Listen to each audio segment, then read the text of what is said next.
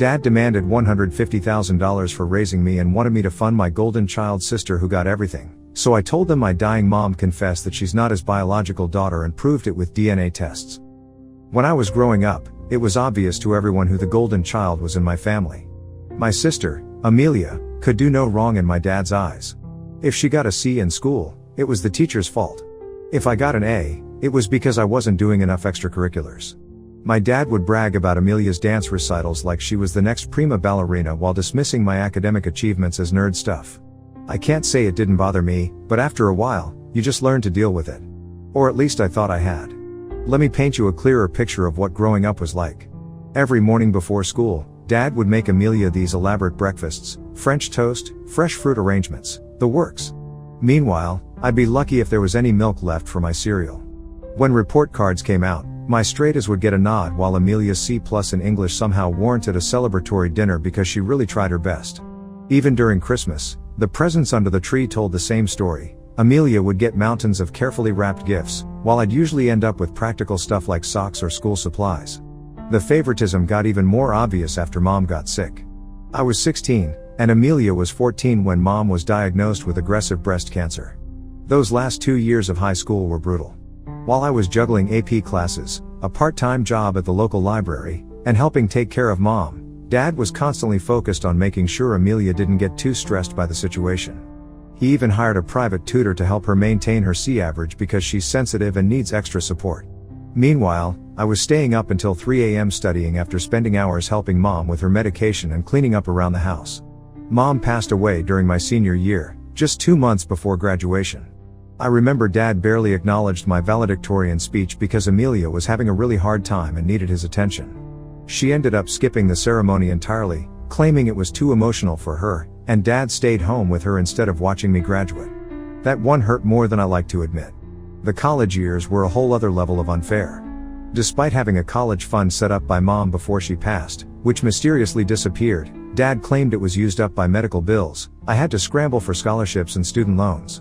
Meanwhile, Dad somehow found money to send Amelia to an expensive dance academy in New York for a summer program, which she quit after 3 weeks because the vibe wasn't right. That program cost more than my entire freshman year tuition.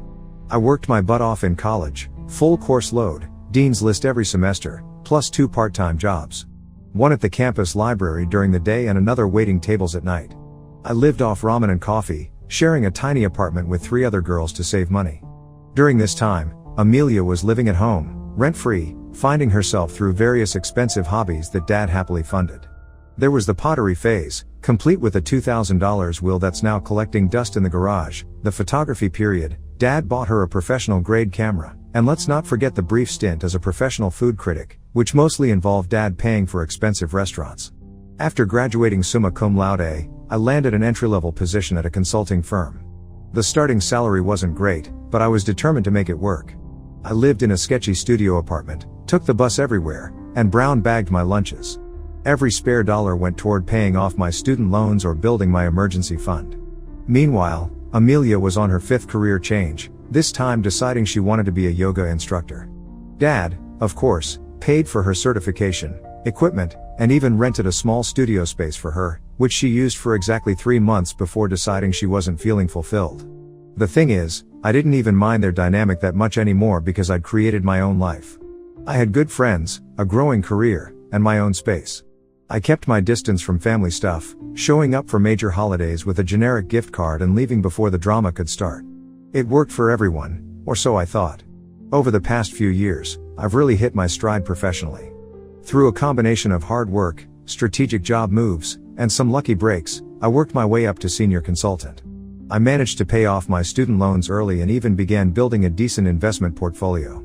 For the first time in my life, I felt financially secure.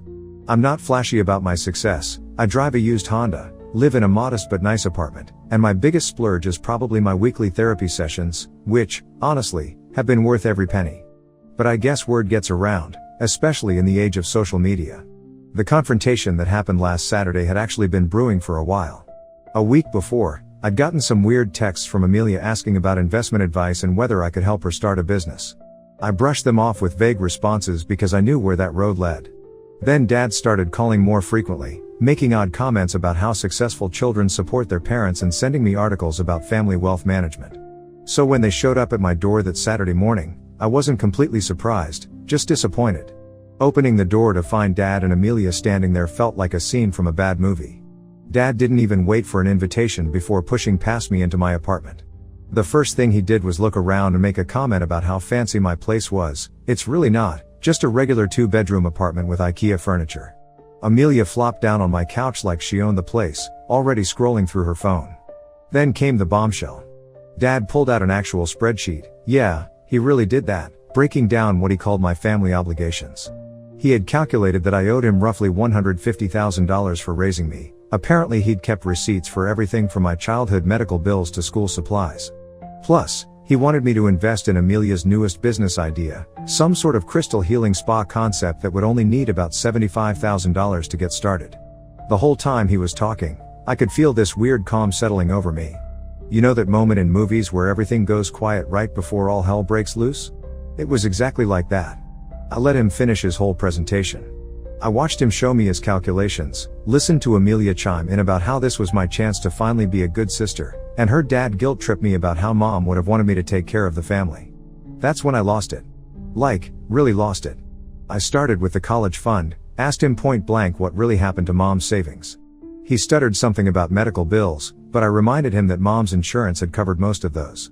Then I brought up every dance class, every expensive hobby, every time he'd chosen Amelia over me.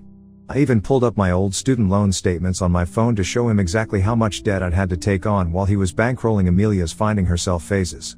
But the real kicker? I had something I'd been holding onto for years, something Mom told me during one of our last conversations when the morphine had made her more honest than she'd ever been. She'd confessed that Amelia wasn't actually Dad's biological daughter. Apparently, while Dad had been away on a long business trip about 15 years into their marriage, Mom had a brief affair with someone from her office. 9 months later, Amelia arrived. The moment I said it, the room went dead silent. Dad's face turned this weird shade of purple I'd never seen before. Amelia just sat there, mouth open, phone forgotten in her lap. Then she started crying, not her usual dramatic sobs, but quiet, shocked tears. Dad started yelling, calling me a liar, saying I was making things up to hurt them. But I wasn't done. I pulled out my phone and showed them the email I'd saved from last year. My 23andMe results that I'd gotten done for health reasons, showing Amelia and I were only half siblings. I'd never planned to reveal this. It was Mom's secret to take to her grave, and I'd respected that for years. But something about their entitled attitude, the spreadsheet, the demands, it just broke something in me. I told them both to leave. Dad was still shouting, but Amelia just got really quiet and started pulling him toward the door. Before they left, she turned back and asked if I was sure about the DNA results. I just nodded. Ever since then, the situation has been intense. My phone's been blowing up with texts and calls from both of them and random family members who've heard various versions of what happened. Dad's been telling everyone I'm lying to get out of family obligations, while Amelia has gone completely silent on social media, a first for her. I've blocked most of their numbers and social media accounts. I'm sitting here in my apartment, alternating between feeling guilty about spilling Mom's secret and feeling relieved that everything's finally out in the open. Part of me wonders if I should have just written them a check to make them go away, but I know that wouldn't have solved anything in the long run. Did I go too far? Should I have just kicked them out without saying anything? I've been carrying this secret for so long, and maybe it wasn't my place to tell it.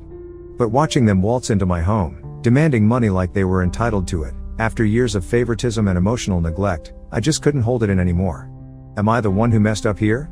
Update 1, you guys, first off, thank you for all the support on my original post. I'm still trying to process everything that's happened in the last 48 hours, and let me tell you, it's been a roller coaster. I honestly thought the worst was behind me after I dropped that bombshell, but it turns out the fallout is just getting started. Amelia is still radio silent, which doesn't exactly shock me. She's never been the kind of person to confront things head on, especially when it comes to messy family drama. Avoidance has always been her go-to. That said, I did hear from one of our cousins recently, and, surprise, Amelia hasn't been totally quiet. She apparently reached out to them, and not to apologize or even try to understand my side of things. Nope, she's been venting about how unfair this whole situation is and how I ruined her life. Hearing that felt like a punch in the gut. I guess I shouldn't have expected anything else, though. It's easier for Amelia to paint me as the bad guy than to face the fact that this secret was bound to come out eventually. What hurt the most wasn't even the blame she's placing on me. It was when my cousin told me Amelia had said she doesn't think Dad will ever forgive her if he believes what I've said. That part hit differently. For someone who's had every ounce of Dad's attention, love, and support all these years, it feels like she's suddenly afraid of losing her golden child status. And then there's Dad. He's clinging to denial like it's the only thing keeping him afloat. As far as he's concerned, I'm some master manipulator who made this whole thing up to get out of helping them financially. That's his story, and he's sticking to it. It's frustrating because the claim is so absurd it would be laughable if it weren't so damaging. The worst part is, I can see why he's doing it. If he admits that this is true, he has to face the fact that Mom, the woman he loved and built a life with, betrayed him. He has to accept that his family wasn't the perfect picture he's always believed it to be. And that's a lot to handle. For a moment, I can almost feel bad for him. I mean, imagine finding out that the person you loved most in the world, who's now gone and can't defend themselves or explain their actions, kept such a massive secret from you. That kind of betrayal would be enough to break anyone. I get why he's angry and hurt, why he's lashing out. But then he takes all that pain and points it directly at me. He's running around, telling anyone who will listen that I'm selfish, heartless, and just looking for an excuse to abandon the family. That sympathy I might have felt? Yeah, it evaporates pretty quickly when he does stuff like that. And look, I've seen some of the comments people left on my original post, so let me address something. I do not condone what my mom did. Cheating is wrong, plain and simple, and I'm not here to defend her actions. But what exactly was I supposed to do when she told me the truth on her deathbed? Was I supposed to blow up the family while she was literally dying? Could you imagine the fallout from that? It would have been chaos, and frankly, I don't think anyone would have thanked me for it. And even after she passed, what options did I really have? By that point, I'd already been pushed to the fringes of the family. They didn't take me seriously then, so why would they have believed me if I'd spoken up? They'd have written me off the same way they're doing now, calling me a liar and accusing me of trying to stir up trouble. It's like I was set up to lose no matter what I did. I'm tired of being the scapegoat for everyone's feelings. I didn't create this situation. I didn't cheat. I didn't lie. I didn't ask to carry this secret for all these years. All I did was finally put the truth out there, and somehow, I'm the one who's ruined everything. It's exhausting. If Dad and Amelia want to keep blaming me for their pain, that's on them. I'm done trying to fix things or make them see the bigger picture. At the end of the day, I know I didn't do anything wrong, and that's what I'm holding on to. Let them twist the story however they need to make themselves feel better. I'm not playing their game anymore. Anyway, Dad wasn't done just yet. His reaction has been an absolute disaster. Over the last 2 days, he's cycled through every possible emotion. First, there was the denial. He sent me this flood of drunk texts accusing me of destroying the family with lies. Then came the anger. He started calling me from random numbers just to yell at me. When I blocked those, he switched to emails, which were just as aggressive. Then we moved on to bargaining. He actually said he'd forgive me if I admitted I made it all up. I didn't respond to any of it, which just sent him back into rage mode. He started calling extended family members, telling them I am having some kind of mental breakdown and not to believe anything I say. And now? Mostly silence. But of course, there's always something. He showed up at my aunt's house at midnight last night, drunk out of his mind, demanding to see old family photos. According to Janet, he spent hours comparing pictures of baby Amelia to pictures of himself as a baby, muttering about how he should have known because Amelia doesn't have his nose or his mom's red hair. It's like even in his denial, some part of him knows the truth. Janet said it was heartbreaking to watch, but I honestly don't know how to feel. The family, meanwhile, is a mess. My cousins are mostly staying out of it, which I respect. They've taken the none of our business approach, and honestly, good for them. Dad's siblings, though, are on the warpath. They're fully in his corner, calling me every name in the book and accusing me of tearing the family apart. Mom's side of the family, on the other hand, has been surprisingly supportive. A couple of them admitted they'd always suspected something was off but didn't say anything because they didn't want to stir up drama. And as if all that wasn't enough, I've had to deal with work drama too. My boss pulled me aside yesterday to ask if everything was okay because, apparently, my personal situation had made its way into office gossip. Turns out Dad had been calling my workplace, trying to get information about my salary and benefits. HR shut him down immediately, thank God, but the whole thing was mortifying. I don't even want to think about what my coworkers must think of me now. I've taken a few days off work to try to process everything, but it's hard to focus on anything when my phone keeps buzzing with messages from family members. I've muted most of them, but I don't know what else I could have done. As a precaution, I ordered one of those video doorbells just in case Dad decides to show up unannounced. I hate that it's come to this, but I need to feel safe in my own home. Despite everything, there's this weird sense of relief. It's like I've been carrying this massive weight for years without even realizing it. Don't get me wrong, I still feel guilty about how everything came out. I didn't want it to happen this way. But at the same time, I can finally breathe. For the first time in forever, I feel like I'm putting myself first, and it's overwhelming in the best way. So yeah, that's where things stand right now. I'm exhausted, emotionally drained, and still trying to make sense of everything, but I'm holding on to that small sense of freedom. Let's hope it lasts. Update 2. Things have been oddly quiet since my last update, and I'm not sure if that's a good thing or just the calm before another storm. Everything feels very still, like everyone's frozen in place, unsure of what to do next.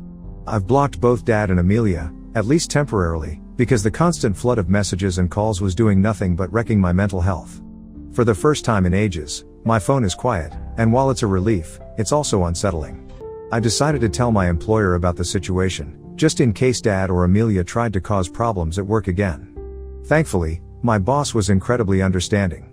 They assured me that HR would handle any issues and that my personal life wouldn't affect my standing at the company. Still, it's humiliating to even have to explain this mess. I'd worked so hard to build a professional reputation, and now I'm left wondering if some of my colleagues see me as the girl with family drama. I've made a conscious decision not to engage with this drama unless it directly involves me. As tempting as it is to keep tabs on what everyone's saying or doing, I know it's not healthy. Taking a step back has given me some perspective, though. From the outside looking in, I can understand why both Amelia and Dad are struggling to accept this news. For Amelia, she spent her whole life being treated as the golden child, and now that pedestal is crumbling. And for Dad, finding out that your marriage wasn't what you thought it was, and that the child you doted on isn't biologically yours?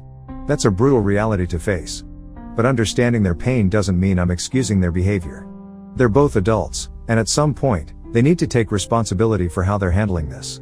Blaming me isn't going to change the facts. The rest of the family has also been unusually quiet, too.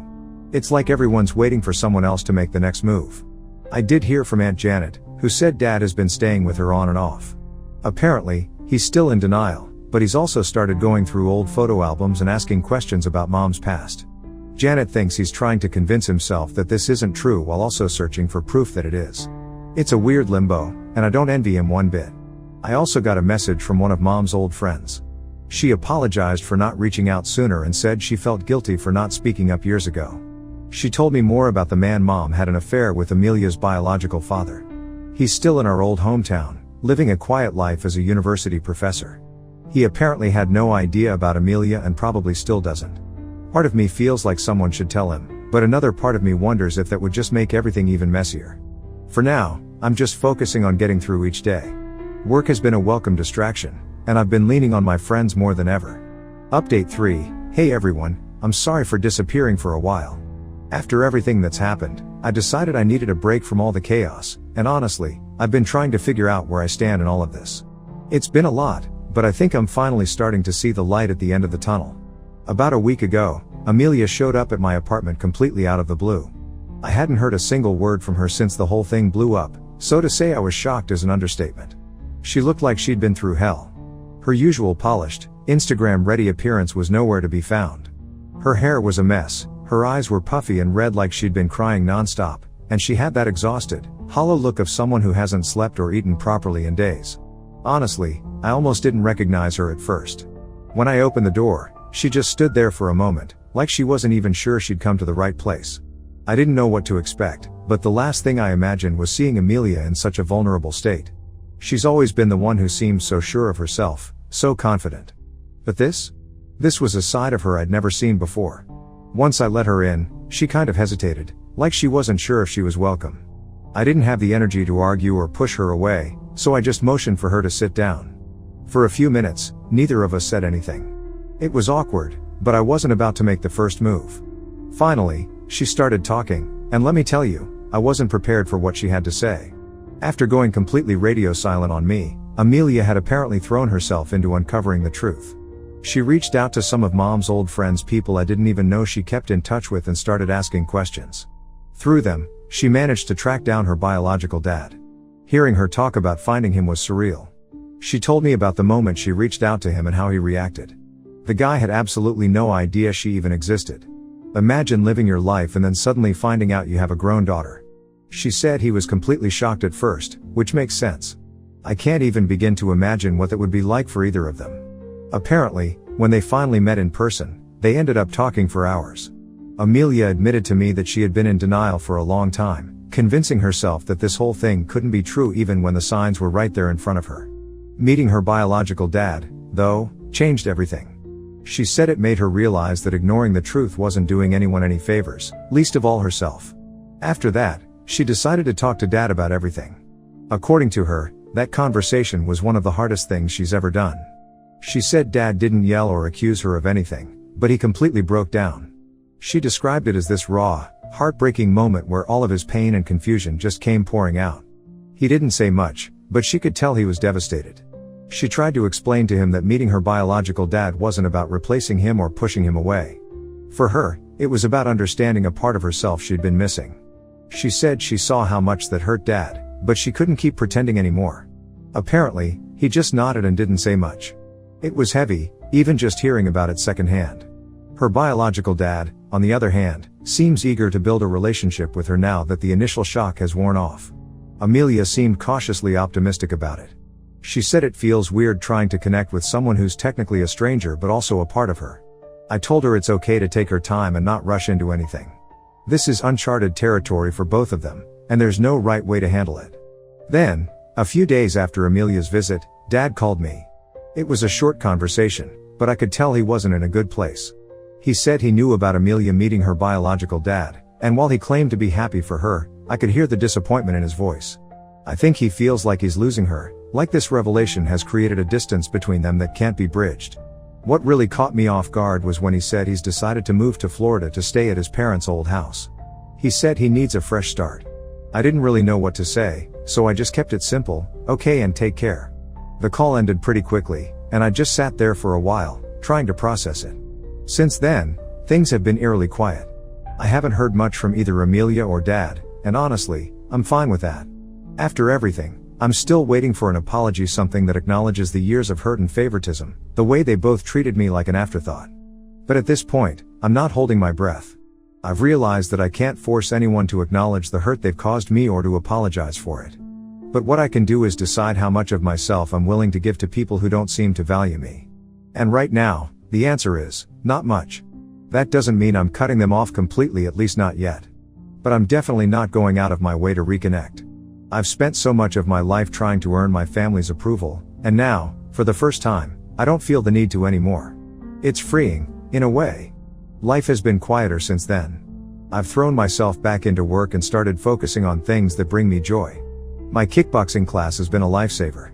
There's something about punching a bag that feels so cathartic after everything I've been through.